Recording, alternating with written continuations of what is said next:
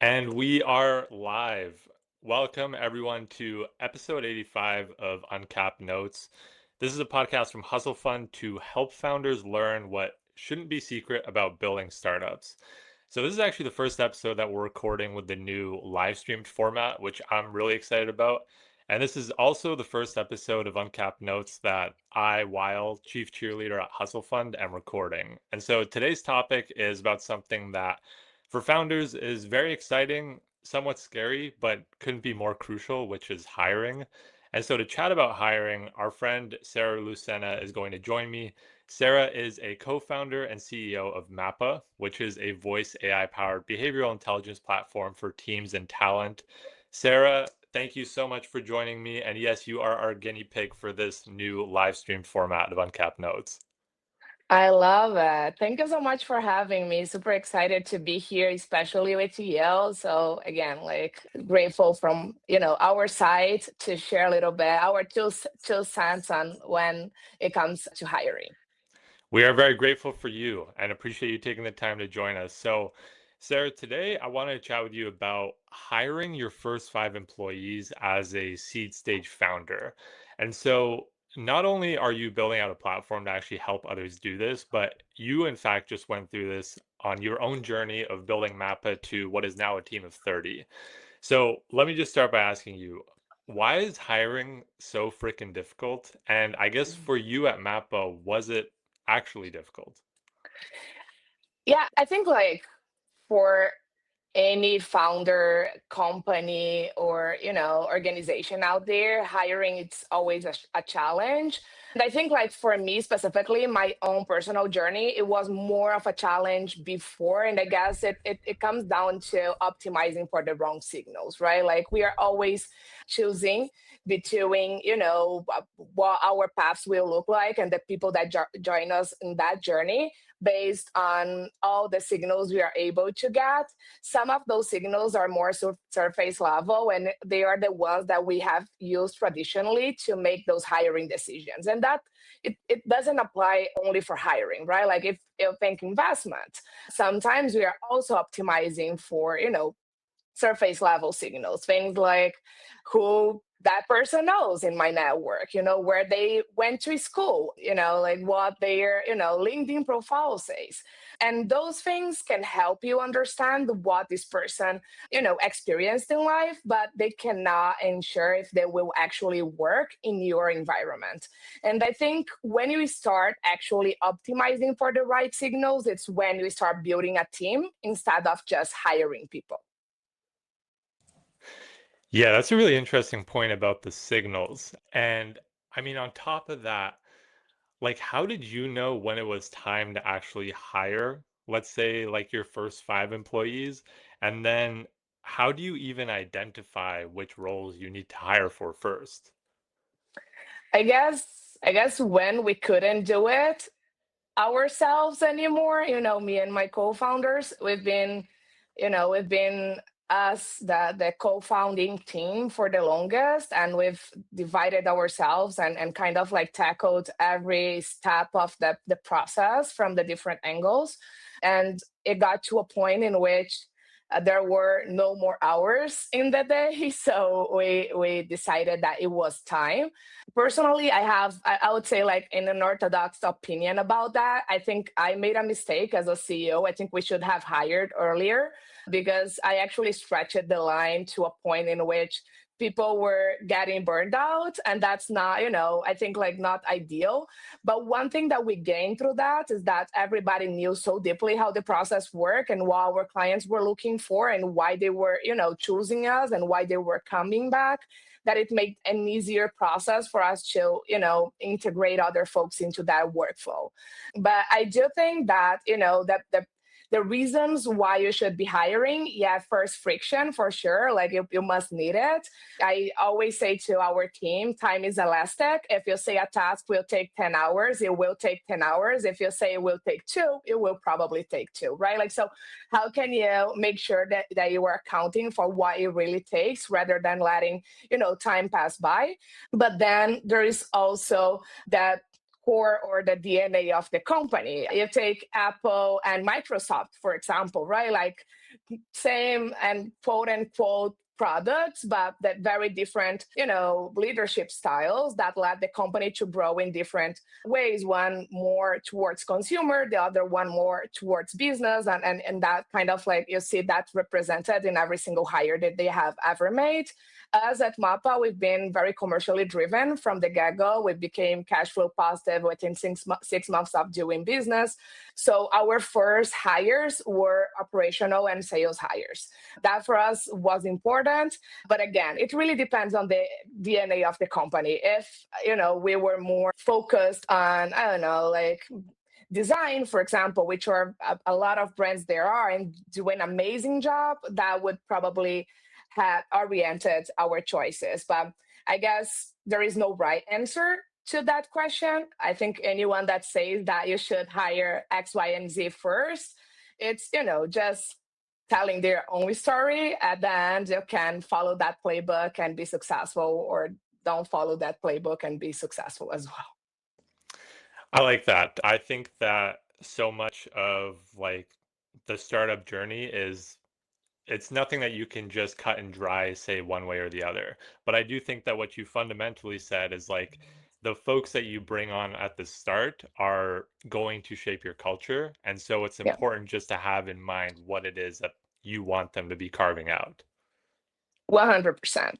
And that comes from understanding yourself as a leader within that company, as in my case as CEO, and understanding the culture you were creating. Because at the end of the day, we differentiate people from business, but it's people doing business, right? Like, and the companies, especially in the early days, they fit a lot from their co-founders and the energy that they are bringing and what the directions they want to take with the business. So when we say at Mapa that we optimize for compatibility, that doesn't mean that we hire similar people to us. We just hire people that are compatible to our way of thinking and building. Because again, there is no right answer. It's really about what makes sense where, and how those pieces potentiate each other. Totally. And so I guess when we go to the next step from that, I know a lot of founders have difficulty understanding what the best way to actually screen and assess candidates is. You have folks who just go like the traditional route of interviews. You have people who bring in candidates for co-working days, take-home projects, all sorts of things. How did you go about that, Sarah? And has that screening and assessment process evolved for you from those first few hires? 100%. And that's because our product has evolved, right? Like, so Mapa is Mapa's first customer. We use our own platform solution and process to hire our own collaborators. And we like to think that we are our first big success case, right? Like, so we came from being a very small group of people to 30 people at this point. Just this January, we were able to promote almost half of our company, 12 people that grew within the company. And if you look at any of their profiles, they share something similar, and it's not what you would imagine. They're actually all underdogs. You would never hire any of the folks on our team based on their LinkedIn's. And I think that's the magic about compatibility, because no one else could be doing the job better than they have been doing so far. So what it has evolved for us, it's definitely, how we have enhanced our capabilities, our technological capabilities to not only map behavioral traits, but to create matches that really work in real life. All solutions out there are really focused on streamlining the workflow, the process, right? Like, which is it's super important, but it's an efficacy problem. What we do at Mapa, it's essentially making sure that you are not going to be hiring for this role again in the next 3 months or the next year. So we are really looking into the outcome out of the problem. So that's how we do it. And I guess for us, we are lucky enough to work with ourselves. I like that. Mappa was Mappa's first customer. I'm imagining your first fundraising deck was like a customer testimonial from Sarah Lucena. Can you imagine how biased that is? I love that. That's incredible. And so, like, post hiring, Sarah, how did you track if the new team members you were bringing on were in fact a fit? Because you mentioned like it's something that 3 months down the road you don't want to be hiring for that same role and having that person churn. So, what are like some of the metrics that you were actually looking for to determine yes, this person was in fact the right hire? Yeah. So when we went to market, we didn't had such a robust product at that point. We were not considered at that point a deep tech company, which we are today. At that point, we used, I would say, like surface level public data sets and information to actually get to behavioral conclusions, which is not the best way to go about it. It's a way to go about it. So I come from advertisement. That's something we done for decades now, but it's limited. And what AI essentially opened was the ability to understand even deeper signals and map those signals in a way that was not possible before, just based on the level of data you have to actually manipulate to get there. What we started doing throughout that process and when we saw that opportunity was working with biomarkers. Biomarkers allows us to understand what we like to call a being behind the words, right? Like we analyze voice from a semantic and a prosodic aspect. So things like how many times you refer to yourself versus how many times you refer to other people, that allow us to understand if if you have what is your relationship with control, with teamwork, with ownership, the amount of verbs you choose to use, then the fluctuations within your voice, so the pitch, the jitter, even your breathing patterns allow us to understand your way of thinking. So how you are, integrating your ideas, how you actually essentially see the world, how you relate with other people. All those things are in our way of communicate because that's how we've been socialized. That those are the things that we've learned, and then we express that through our speaking partners and processes. By analyzing that, we were able to then map the behavioral traits of each individual and start creating compatibility matches based on those behavioral traits. When we say we don't optimize for similarity, it's not it's me saying that not everyone in our company, you know, thinks like me or speaks like me or see the world like me, but they definitely share my ways of working, my my form of understanding problems and going about them. I'm someone that likes to learn as I execute. I don't take a lot of time or spend a lot of time learning you know a problem before getting into the tactical aspect of that process, which means that I need to work with folks that are comfortable with that. There are many people that needs to build conviction before they act, and there is nothing wrong with that. It's just probably not the best person to work with me, so they would probably go crazy. So that's what we are looking for, and that we do the same for our clients, right? Like no two companies are the same, no two people are the same. So at the end of the day, it's really looking into those traits that will enhance our powers. Again, one thing that for us it's really matters, and that I think like we did a good job at Mapa, was understanding what those traits were. So we some of them can be specified in a word, let's say action driven. It's something that we look for, but then other ones are micro signals in their voices that our neural network is the one responsible to identify them and then cross match them with me. Really understanding the individuals, I think like that's what really matters. And at this point, after 3 years of ingesting data and training our both our LLM and our neural network, we are at the point in which with under 1 minute of audio, we can get there. That's really fascinating. And I think the part that I really resonate with in particular is that you mentioned those traits are different for each company and for each team.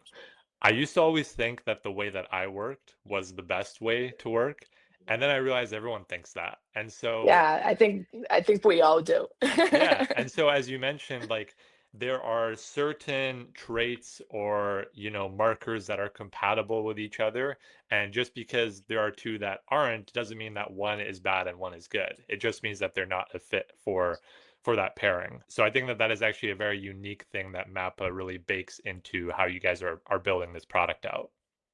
And even thinking matching, right? Like most of the solutions we know of, they are really focusing on vetting the candidate, the talent. It's really about the talent, right? Like who is this person? How, they solve challenges and how good technically are they and so on and so forth. And they, take whatever the company says they are and assume that's the whole story without diving deeper and do what we call a false matching, right? Like you were matching the information of the candidate with an assumption about the company. You got to understand both sides of the coin. At the end of the day, it's all people's interactions, right? Like we are speaking about hiring, but think, sales, think, customer advertisement, think, even financial products. What you are giving to whom really depends on how, they receive that value and they interact with that process. Totally. And so I'm going to ask you one final question, which is a bit of a hot seat. So, Sarah, have you ever had hires that did not work out? And if you have not, from what you've seen about hiring, what do you think is the best way to approach those situations? Because sometimes those can be difficult conversations to have for founders. 100%. And we definitely did. And the reason why we did had hires that didn't work is because we weren't 100% honest with ourselves, with what our needs actually were.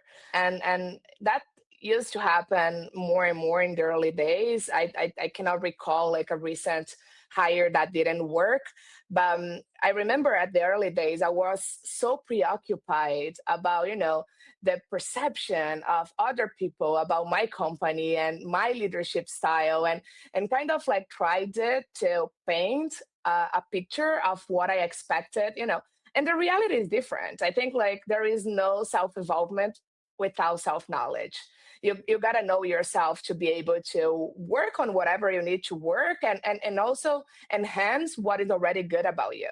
And one thing our technology gave us was that ability of even like open up our scars and say, hey guys, it's okay that this is part of your DNA. It's okay that you are all hungry to prove something, but you still need processes. And it's important that you admit that, otherwise you are not able to grow. And that clarity and it's not that you don't know it, but when in this case the technology points that back to you and say, hey, you cannot ignore this anymore.